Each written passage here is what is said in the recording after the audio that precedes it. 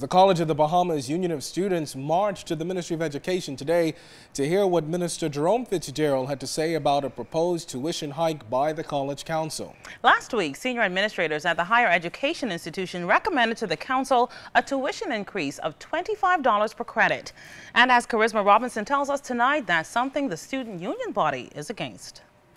The Bahamas Union of Students says the proposed increase would negatively impact students who are already struggling to fund their education, and it appears as if the education minister agrees to a certain extent. Following that meeting, Mr. Jerome Fitzgerald said he does not believe any recommendations to increase fees at COB would get support around the cabinet table, given the current economic climate. At the end of the day, to increase the fees may at the end of the day just result in us having to actually give more subvention to cover those fees. Furthermore, Mr. Fitzgerald says he made it quite clear to the students that the government has no intentions on making adjustments to the education budget that would negatively impact the student body or the delivery of education.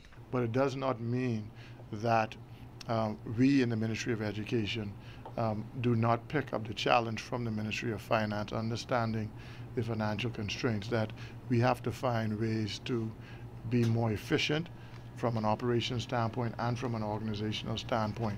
But at the end of the day, we're waiting for the report from the College Council to tell us what their plan is moving forward and whether or not they are able to find any savings. So here's what he believes can help save cost. What I'm doing in the ministry is what will be happening in every ministry throughout the Commonwealth, where ministers will be going through their budget line by line, looking to see areas where they can save costs.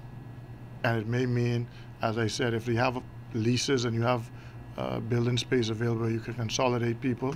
That it may mean cutting back on some areas like that. Electricity is a big issue. Phones are a big issue.